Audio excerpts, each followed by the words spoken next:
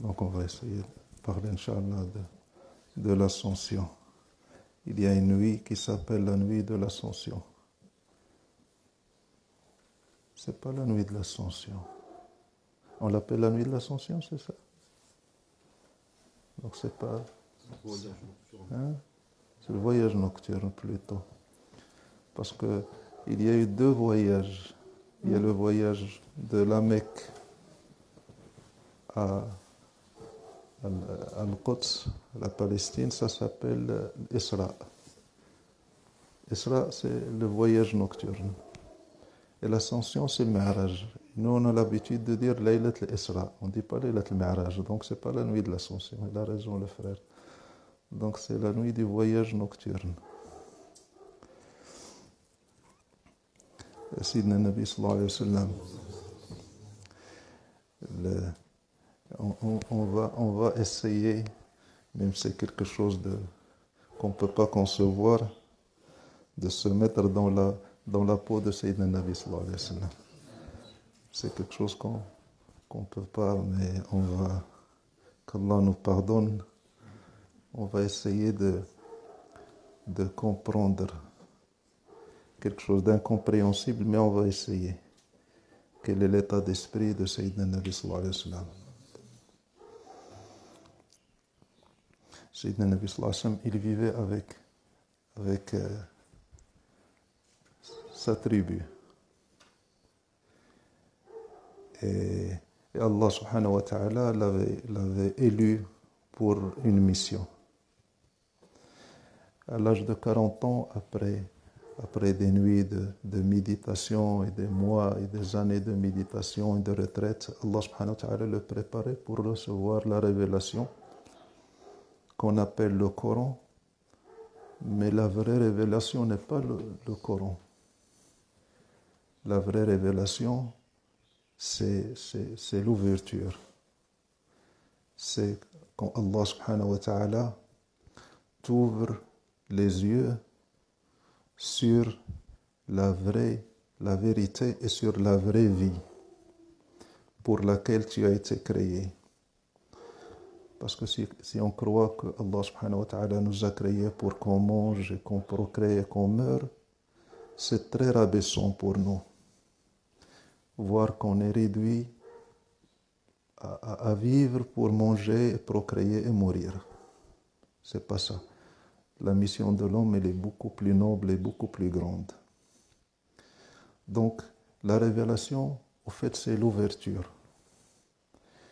D'ailleurs, Sayyidina Nabi sallallahu alayhi wa sallam, quand il a reçu la révélation, le récit dit que l'ange Gabriel, il l'a serré contre lui. Il lui a dit « Iqra, lis ». Ça a commencé comme ça. L'ange Gabriel s'est manifesté à Sayyidina Nabi sallallahu alayhi wa sallam. Il l'a serré contre lui. Il lui a dit « Iqra, lis ». Et Sayyidina Nabi sallallahu alayhi wa sallam, il ne savait pas lire. Il ne lisait pas, il n'écrivait pas. Et ça, c'est le miracle et c'est l'enseignement de Sayyidina Nabi sallallahu alayhi wa sallam que la vraie science n'a pas besoin de lecture. La vraie science qu'on reçoit d'Allah subhanahu wa ta'ala n'a pas besoin qu'on sache lire ou qu'on lise des livres, parce que maintenant, dans les temps modernes, on croit que la religion s'apprend dans des livres. Et ça, c'est un grand tort. La religion, elle s'apprend dans le cœur, par la lumière qui y est. Donc, l'ange Gabriel, il sert Sayyidina Nabi sallallahu alayhi wa sallam, il lui dit « lis ». Et Sayyidina Nabi sallallahu alayhi wa sallam, tout le monde savait qu'il ne lisait pas. Et l'ange Gabriel savait qu'il ne lisait pas ou qu'il ne savait pas. Il savait. Pourquoi il lui dit « lis ». Qu'est-ce qu'il doit lire? Qu'est-ce qu'il doit lire? Est-ce qu'il lui a montré un livre pour lui dire « lis ». Quelle lecture et de quelle lecture il s'agit?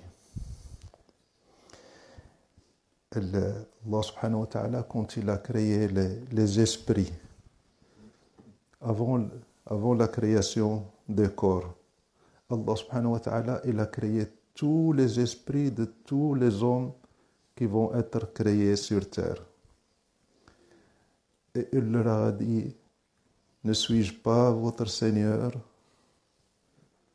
Ne suis-je pas votre Seigneur? Ils ont dit si. Et ce moment-là, il est crucial pour tout humain. Le jour où ton esprit était entre les mains d'Allah subhanahu wa ta'ala et Allah t'a dit, ne suis-je pas ton Seigneur? Tu me reconnais?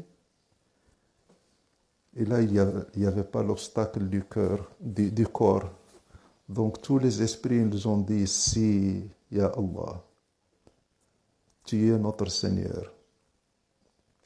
Et ce moment-là, aucun esprit ne l'oublie. Il ne l'oublie que quand il est empêché par le corps. Dans le monde des esprits, tout le monde reconnaît Allah subhanahu wa ta'ala. Mais quand Allah insuffle cet esprit dans ton corps, quand tu atteins l'âge de 40 jours dans le ventre de ta mère, et quand cet esprit rentre dans le corps et quand tu es né, ce corps devient un obstacle entre l'esprit et Allah. Les préoccupations du corps, les soucis du corps, il faut se nourrir, il faut manger, il faut soigner, il faut travailler. Tout ça, c'est des voiles qui se mettent entre toi et Allah subhanahu wa ta'ala et entre toi et cette vérité pour laquelle tu as été créé. Et à l'époque des esprits, quand Allah subhanahu wa ta'ala il a parlé aux esprits, les esprits, ils étaient dans un autre monde. Ils parlaient arabe ou français ou chinois. Qu'est-ce qu'ils parlaient? Qu'est-ce qu'ils parlaient? Quand Allah subhanahu wa ta'ala leur a dit, ne suis-je pas votre Seigneur? Quelle langue il leur a parlé? Hein? La langue des esprits, que seul l'esprit comprend. Et Sayyidina Nabi sallallahu alayhi wa sallam, quand Gabriel s'est manifesté à lui, il lui a dit « lis ». Ça veut dire « lis la vérité pour laquelle tu as été créé. Lis le moment où tu as dit à ton Seigneur « si, tu es mon Seigneur ». Lis. Ça veut dire que la vérité s'est dévoilée à Sayyidina Nabi sallallahu alayhi wa sallam. Il doit la lire pour la transmettre. Donc il lui a dit, lis. Et Sayyidina Nabi sallallahu alayhi wa sallam lui a dit, je ne sais pas lire. Ça veut dire, je n'ai pas la capacité de traduire la langue des esprits à la langue arabe. C'est ça, je ne sais pas lire. C'est pas parce que je ne sais pas écrire. Il dit, je ne sais pas, je n'ai pas cette capacité. Il a dit, lis. Il a dit, je ne sais pas lire, je ne sais pas traduire la langue des esprits à la langue arabe. Moi, je connais l'arabe. Mais cette langue des esprits, c'est une autre langue. Je ne sais pas lire. Il l'a serré une troisième fois. Il a dit, lis. Il a dit, je ne sais pas lire. Ma ana biqari. Il a dit, lis par le nom de ton Seigneur. Iqra bismi rabbik. Ça veut dire que cette langue, tu peux pas, c'est pas une langue qu'on apprend à l'école, mais c'est une langue qu'on peut acquérir par le nom d'Allah. Cette langue, on peut l'apprendre par le nom d'Allah. Et tu peux lire ce langage par le nom d'Allah. Et ce langage, il est universel. Tout le monde le comprend. On peut être dans une assise et puis avoir des personnes qui ne comprennent pas la langue. Et puis qui peuvent être imprégnés et qui peuvent être touchés par un message alors qu'ils ne comprennent pas ce qu'il dit. Il dit, ce monsieur-là ou cette dame-là, il est en train de dire quelque chose de fort. Je ressens quelque chose de fort, sans comprendre la langue parlée. Ça veut dire quand on se rencontre, le plus important, ce n'est pas les paroles qui sont prononcées. Le plus important, c'est la lumière véhiculée par ces paroles. C'est ça le plus important. La rencontre et l'entretien n'est qu'un prétexte pour essayer de véhiculer une lumière. Et cette lumière qu'a vue Sayyidina Muhammad sallallahu alayhi wa sallam dans cette révélation que lui a dit « Lis », c'est cette lumière que Sayyidina Nabi sallallahu alayhi wa sallam a traduit en langue arabe. C'est pour ça que la langue arabe, elle a cette suprématie. Allah subhanahu wa ta'ala a choisi cette langue pour véhiculer la lumière éternelle d'Allah. Elle a été choisie. C'est pour ça qu'Allah subhanahu wa ta'ala il dit dans le Coran « Inna anzalnahu Qur'anan arabiyyan » On a descendu le livre en arabe. C'est pour qu'on fasse attention à la langue arabe. Qu'est-ce que c'est que cette langue? Quelle est la capacité qu'a cette langue pour pouvoir véhiculer cette lumière d'Allah subhanahu wa ta'ala? C'est ça la force de la langue arabe. Donc, Sayyidina Nabi sallallahu alayhi wa sallam, en portant ce message, il voit la vérité pour laquelle on a été créé. Et la première chose, quand on a cette lumière dans le cœur, c'est l'envie de la partager. C'est automatique. C'est automatique, ça n'a pas besoin d'effort. Quand Cheikh te dit il faut faire da'wah, c'est pas bien. C'est un mauvais signe pour toi. Ça veut dire que tu n'as pas encore été touché par la lumière d'Allah subhanahu wa ta'ala. Si tu avais été touché, automatiquement, est-ce qu'on demande à une braise de brûler? Est-ce qu'on demande à une braise de brûler la personne qui la touche? On ne lui demande pas. Elle est comme ça, elle brûle automatiquement. Quand tu reçois la lumière d'Allah subhanahu wa ta'ala, automatiquement tu ressens l'envie de la partager, l'envie de sauver les autres. D'ailleurs, Sayyidina Nabi sallallahu alayhi wa sallam, avant la révélation, dans sa famille, dans sa tribu, on l'appelait Sadiq al-Amin, le sincère, le droit. Il était comme ça. Et quand il a reçu la révélation, qu'Allah subhanahu wa ta'ala lui a dit, vas-y, propage la parole d'Allah, il est monté sur une petite montagne. Et il a appelé les gens. Oh, venez, rassemblez-vous, venez à moi. Et tout le monde est venu à Sayyidina Nabi sallallahu alayhi wa sallam. Il leur a dit, si je vous dis qu'il y a une armée qui vient par là et qui va vous attaquer, est-ce que vous me croyez? Il a dit, bien sûr qu'on te croit. On t'a connu toujours droit et sincère. Il leur a dit, si je vous dis qu'il y a une armée qui vient par là et qui va vous attaquer, est-ce que vous allez me croire? Il dit, on t'a toujours connu droit et sincère. Il a dit, croyez-moi, je peux mentir à tout le monde, mais je ne mentirai pas à vous, à ma famille. Je peux vouloir du mal à tout le monde, mais je ne voudrais jamais du mal à vous. Je vous viens d'Allah subhanahu wa ta'ala pour apporter sa parole, pour vous sauver. Il a dit, tu nous as appelés pour ça? Ils l'ont laissé. Donc, Sayyidina Nabi sallallahu alayhi wa sallam, quand il appelait à Allah, c'est par amour. C'est par amour des autres. Quand il voyait quelqu'un éloigné d'Allah subhanahu wa ta'ala, c'est comme un père qui voit son fils dans la maladie, qui est malade. Qu'est-ce qu'il fait? C'est quoi son souci? C'est le sauver. On va chez ce toubib, on va acheter ce médicament, on va faire ça, on va faire ça. Son souci, c'est le sauver par amour. Et le fils, il ressent l'amour du père ou de la mère qui se soucie pour lui. Donc, Sayyidina Nabi sallallahu alayhi wa sallam, il appelait à Allah par amour pour les autres.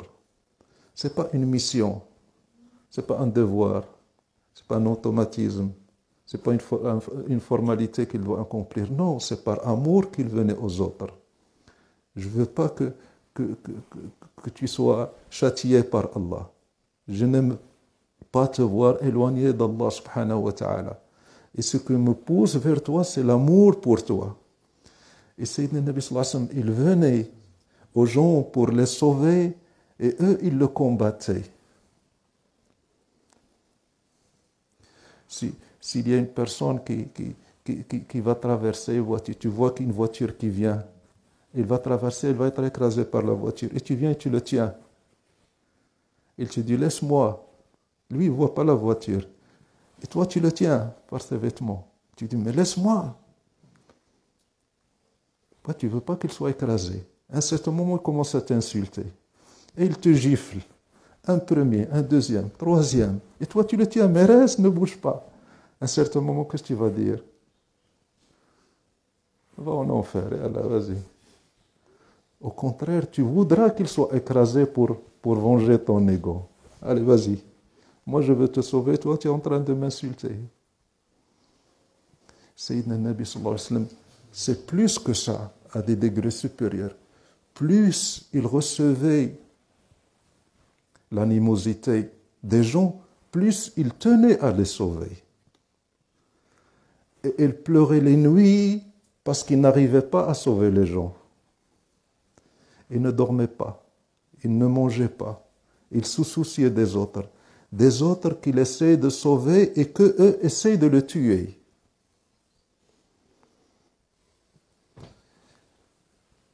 Comment est le Sayyidina Nabi sallallahu alayhi wa sallam, comment il vivait avec ça? À tel point que Allah subhanahu wa ta'ala dans le Coran, il lui dit فَلَا تُذْهِبْ نَفْسَكَ عَلَيْهِمْ حَسَرَاتٍ. Mais tu vas te tuer, ya Muhammad. Allah parle à Sayyidina Muhammad, il dit vas-y mollo, tu vas te tuer pour eux. Mais Sayyidina Nabi sallallahu alayhi wa sallam, son amour et sa miséricorde, elle était comme ça pour tout le monde, dans les pires des moments. Et dans cette bataille qu'il avait, pas contre les gens, pour les gens. Il ne se battait pas contre l'homme, il se battait pour l'homme. Une grande différence.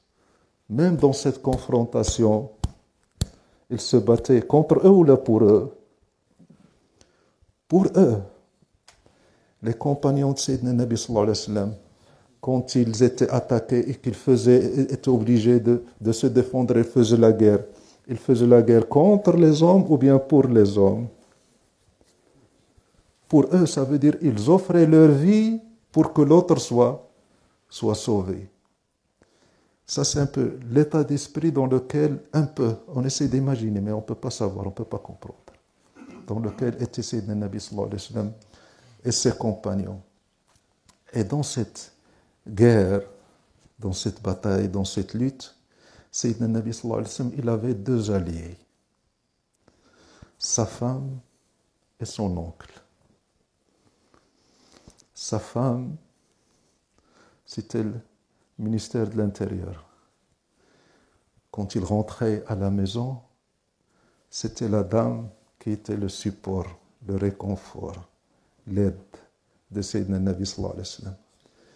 Même le jour quand il a reçu la révélation et qu'il est revenu à la maison, il a reçu la révélation dans la caverne, dans la montagne. Il est rentré, Sayyidina Nabi sallallahu alayhi wa sallam, dans un état où il tremblotait, il n'arrivait pas à supporter cet état qu'il a subi de l'ange Gabriel. Quand il est rentré à la maison, il a dit à sa femme, je ne sais pas, voilà ce qui m'arrive. La première chose qu'il lui a dit, Sayyida Khadija, quand il l'a vu dans cet état, je te jure que Allah ne te décevra jamais.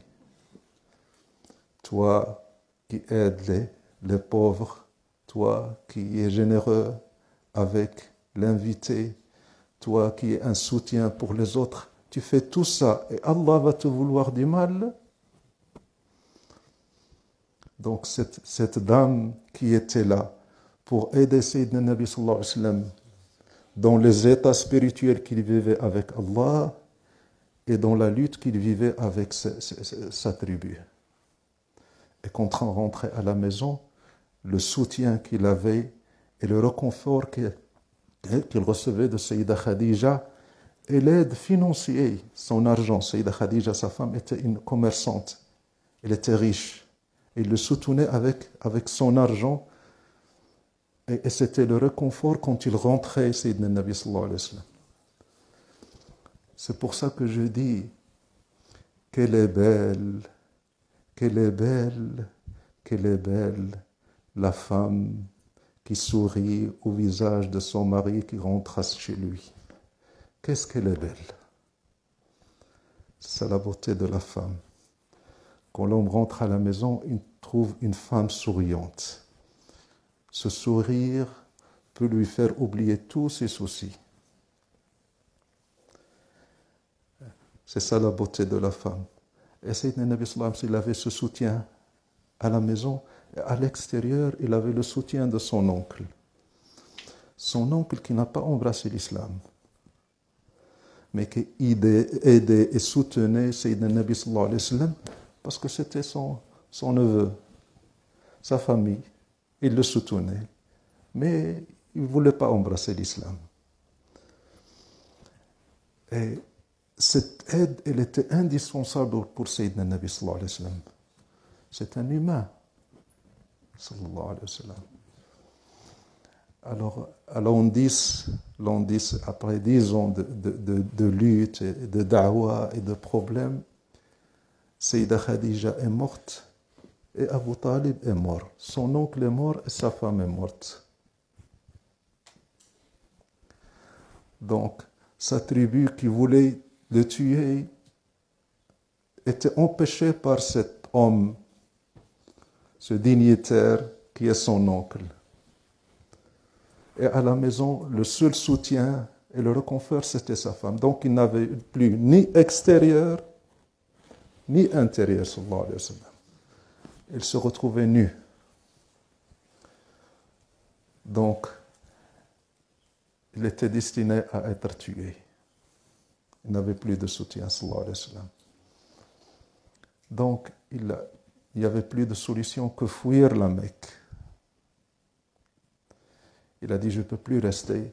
Ma vie est en danger. Non, ce n'est pas ma vie qui est en danger. Le message que je porte pour l'humanité est en danger. Ce n'est pas moi. Donc, Sayyidina Nabi sallallahu alayhi wa sallam, il a fui la Mecque et il est allé à Taïf,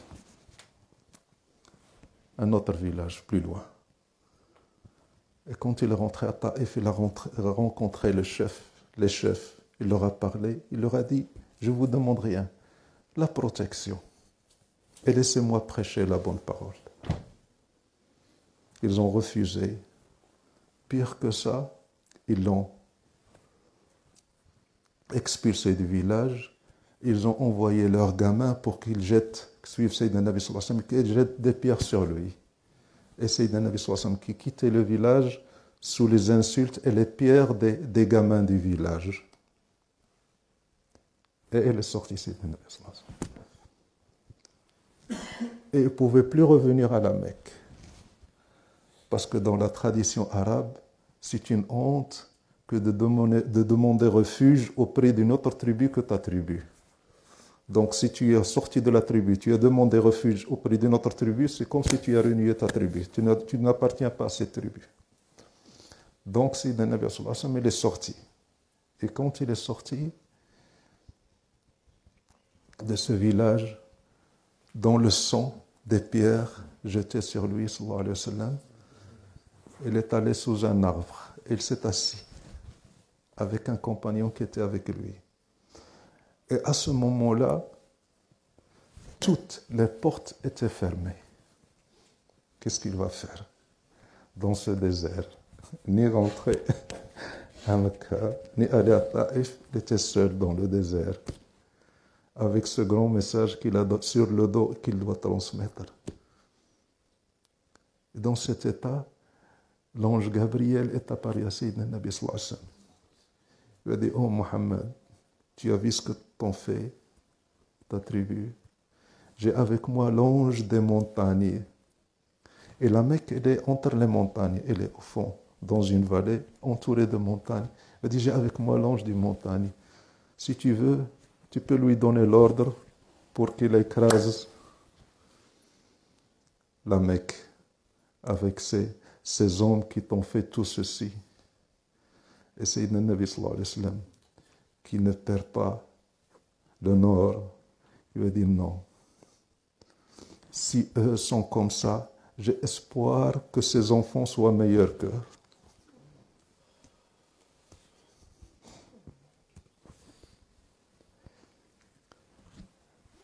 C'est quoi cet homme?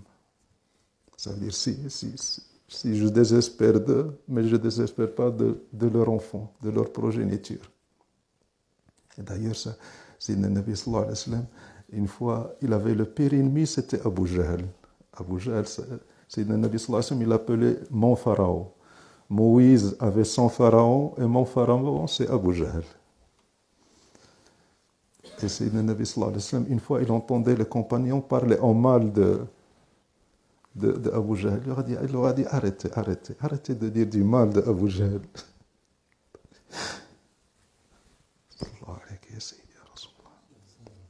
Arrêtez de dire du mal de Abu Jahl. Je vois une branche de lui dans le paradis. Je vois une branche d'Abu Jahl dans le paradis. Plus tard, des années plus tard, son fils Ikrima était parmi les plus grands compagnons de Sidney. Et quand il le voyait, les compagnons disaient, regardez ce que disait Sidney. Donc, quand toutes ces portes s'étaient fermées devant Sayyidina Nabi sallallahu alayhi wa sallam, il n'avait plus le choix. Il dit, je vais revenir à la Mecque. J'ai plus. Ils vont me tuer, je vais essayer. Je vais voir ce que je peux faire. Je n'ai plus rien. Donc, Sayyidina Nabi sallallahu alayhi wa sallam, il a rebroussé le chemin, il est rentré à la Mecque.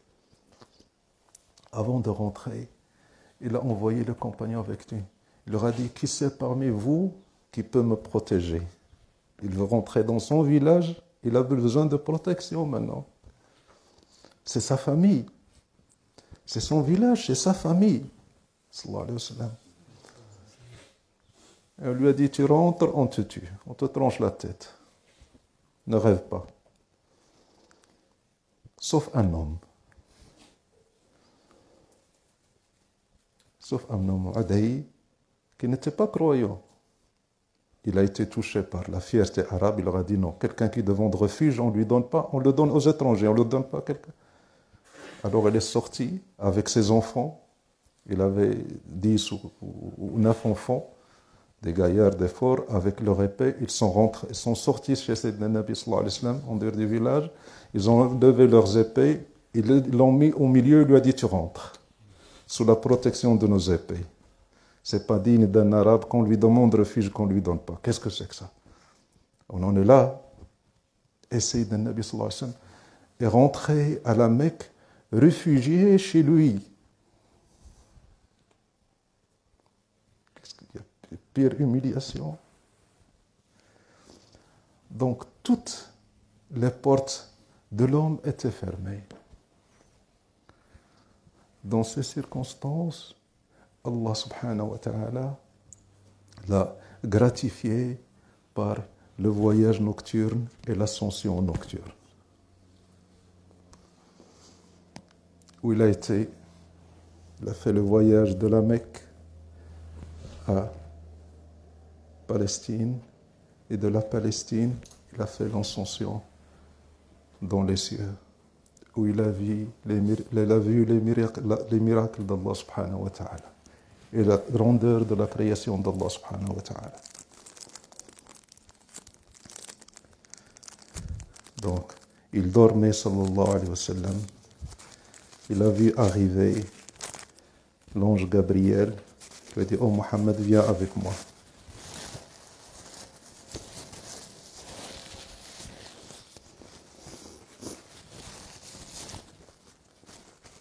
Viens avec moi, Mohammed. Alors, Sayyidina Nabi sallallahu alayhi wa sallam, il est allé avec l'ange Gabriel. Il a ramené une monture Al-Buraq. Sayyidina Jibril, il a ramené une monture qui ressemble à un cheval, qui s'appelle Al-Buraq. Il lui a dit monte.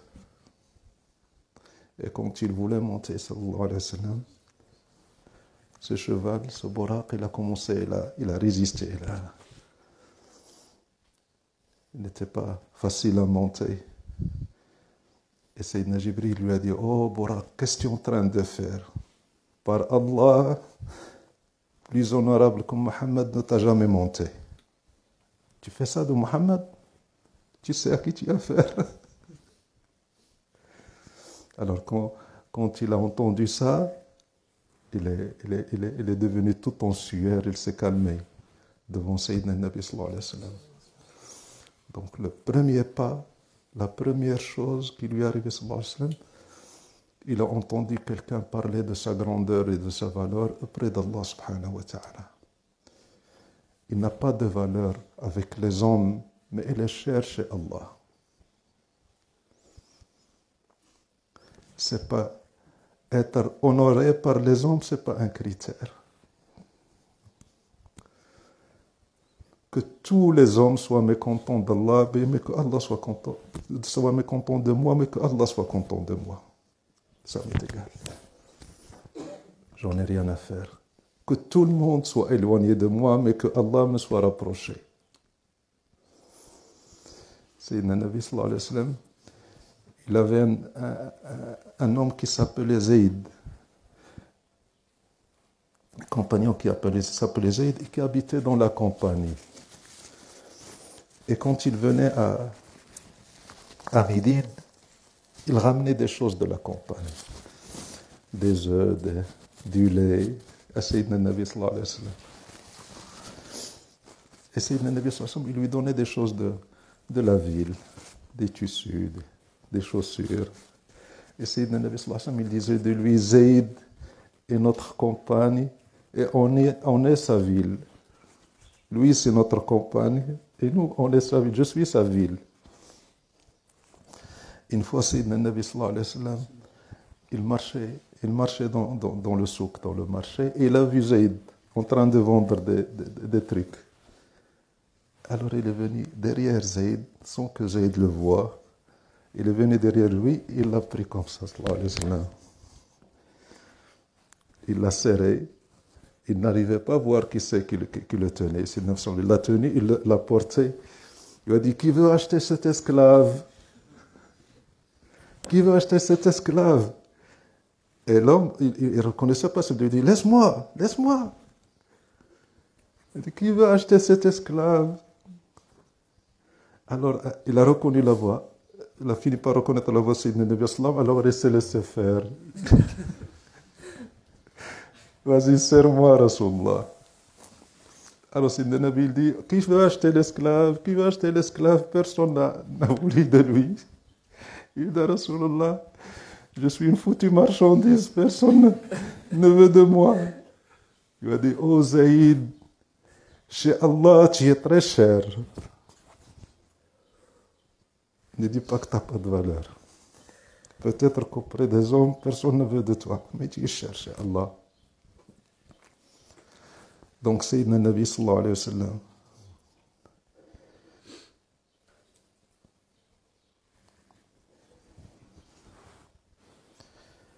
ilaha illallah.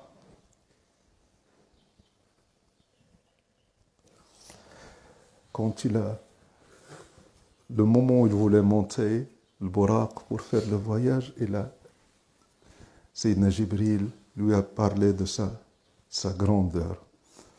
Aucun prophète avant toi ne t'arrive à la cheville au Mohammed. Donc, Sayyidina Nabi sallallahu alayhi wa sallam, si on veut parler du voyage, il faut une autre leçon, beaucoup de temps, mais on va abréger. Donc, Sayyidina Nabi sallallahu alayhi wa sallam, il a fait le voyage jusqu'à la Palestine. Et dans la mosquée de la Palestine, il a rencontré tous les prophètes, depuis Adam jusqu'à lui, sallallahu alayhi wa sallam. Et ils ont prié dans la mosquée. Et tous quand ils ont voulu faire la prière, Sayyidina Nabi sallallahu alayhi wa sallam, il a dit à Abraham, c'est toi qui vas guider la prière. Par respect. Sayyidina Nabi sallallahu alayhi wa sallam, il sait qu'il est plus grand que Ibrahim. Mais par respect pour son père, pour son grand-père, lui a dit, oh Abraham, vas-y. C'est pour ça que le cheikh, il peut être cheikh, un grand cheikh, mais quand il est avec son père, il ne dirige pas la prière, pour ne pas donner son dos à son père. Même si son père est analphabète, c'est pas prier, il prie derrière lui. Donc il a dit, Abraham, vas-y, tu guides la prière. Il a dit, Abraham, il a dit à Sayyidina Muhammad, oh non, tu sais bien que c'est pas moi, c'est toi. Et Sayyidina Nabi sallallahu alayhi wa sallam, il a prié, il a guidé la prière à laquelle assistaient tous les prophètes. On parle de 24 000 prophètes avant Sayyidina Nabi sallallahu alayhi wa sallam. Donc tous, cette nuit, se sont mis sous l'aile de Sayyidina Muhammad pour être sauvés le jour de la résurrection. Ils sont honorés, ils peuvent dire à Allah, on a prié derrière Muhammad. Sallallahu alayhi wa sallam. Et puis, Sayyidina Nabi sallallahu alayhi wa sallam, il avait fait l'ascension nocturne, où il avait les cieux et des mondes qu'on ignore, les mondes et la création d'Allah subhanahu wa ta'ala, jusqu'à la rencontre d'Allah. Jusqu'à rencontrer Allah subhanahu wa ta'ala, où il était seul à seul avec Allah. Où seul Allah et Sayyidina Muhammad savent ce qui s'y est passé. Où sont partis les ennuis, sa tribu, ses ennemis, ils sont où?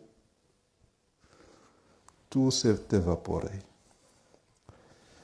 Il n'y avait que Allah et Sayyidina Nabi sallallahu alayhi wa sallam qui existaient par Allah à ce moment-là, qui n'était plus lui, mais qui était par Allah. Donc, qu'est-ce qu'on en tire comme leçon? Vis dans la certitude de l'existence d'Allah. Et si jamais toutes les portes se ferment autour de toi, il y a une porte qui se ferme jamais. Satan, il a dit à Allah, « Oh Allah, je le jure », Satan, pour montrer son animosité envers l'humain, il a dit, « Je vais combattre l'homme. Je vais l'induire dans l'erreur. Et je vais venir à sa droite, à sa gauche, devant lui et derrière lui. Je l'entourerai de partout pour le distraire de toi. » Allah subhanahu wa ta'ala dit, tu n'as rien fait. Tout ça, c'est rien. Tu vas l'entourer de partout, mais tu as laissé les deux portes, les plus grandes portes. La porte du bas quand il va se prosterner devant moi. Et la porte du haut quand il va lever les yeux pour me parler. Ah, vas-y, éclate-toi. Tu n'as rien fait. Toutes les portes se sont fermées. Il n'y a pas de porte. Il n'y a qu'une seule porte, c'est la porte d'Allah. C'est pour ça que lors de cette nuit, Allah subhanahu wa ta'ala nous a gratifiés par la prière, l'adoration de la prière, l'honneur de la prière, l'ascension de la prière, pas la corvée de la prière qu'il faut faire pour s'en débarrasser, l'honneur de la prière. Donc, quand les portes se ferment, réfugie-toi auprès de lui. La nuit, prosterne-toi, pose ton visage par terre et parle-lui. Dis-lui tout ce que tu veux. Plains-toi de tes petits soucis, des choses importantes et pas importantes. Vas-y, parle. Parle-lui elle est là à l'écoute. Et tout venant de toi l'accepte. Mais est cette intimité avec Allah. C'est pour ça que la prière de la nuit, la notion de temps n'existe plus. Pendant la nuit, avec Allah, la notion de temps s'envole. J'ai tellement de demandes que je n'arrive pas à les finir avant la prière du Fajr. J'ai beaucoup de choses à lui dire. Je me plains beaucoup. Je suis trop faible. J'ai beaucoup de demandes. À qui je vais les demander? Si ce n'est pas à lui. À lui seul. Donc, ne fermez pas cette porte avec Allah. Cette porte avec Allah, c'est la prière. C'est la confiance en Allah subhanahu wa ta'ala. C'est la certitude qu'elle est là. Et ne dis jamais qu'Allah subhanahu wa ta'ala n'a pas exaucé mes demandes. Jamais. Si tu le dis, ta foi est en danger. Ne dis jamais j'ai demandé et il n'a pas exaucé ma demande. Jamais. Tu ne sais pas à qui tu as affaire. Des fois, il retarde un peu. Parce qu'il aime entendre ta voix. On ne va pas l'exaucer tout de suite. J'aime bien sa voix. Le Nabi sallallahu alayhi wa sallam, il dit dans un hadith que l'ange Gabriel, Allah subhanahu wa ta'ala, il dit à l'ange Gabriel, la nuit, ô Gabriel, réveille tel homme. J'aime entendre sa voix. Et laisse l'autre endormi. Je n'aime pas sa voix. Et toi, tu crois que tu t'es réveillé ou pas réveillé? C'est lui qui veut t'écouter, t'entendre.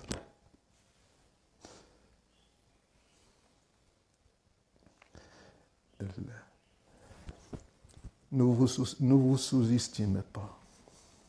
En tant que création d'Allah subhanahu wa ta'ala, et en tant comme faisant partie de la communauté de Sayyidina Nabi sallallahu alayhi wa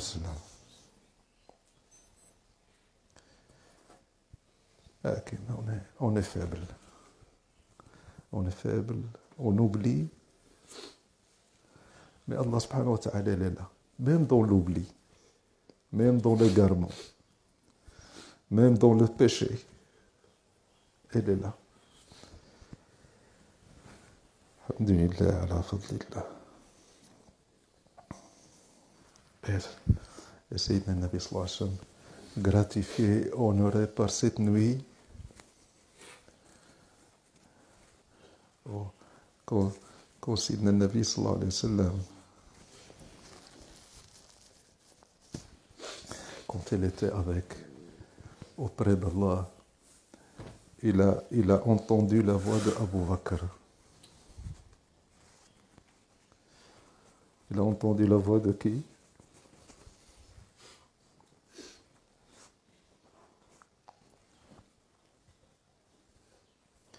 Alors Sayyidina Nabi dit, oh Allah, Abu Bakr est avec nous. Il dit, tu es dans un endroit, personne ne peut l'atteindre, même pas Abu Bakr. Mais qu'est-ce que cela montre? Cela montre quand on est attaché d'amour à un rapproché d'Allah subhanahu wa ta'ala, sois sûr que tu es avec lui là où il va et là où il est.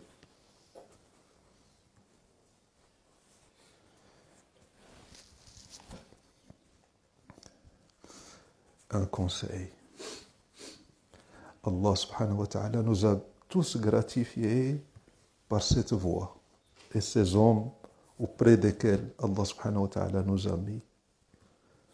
Ne lâchez pas, n'abandonnez pas.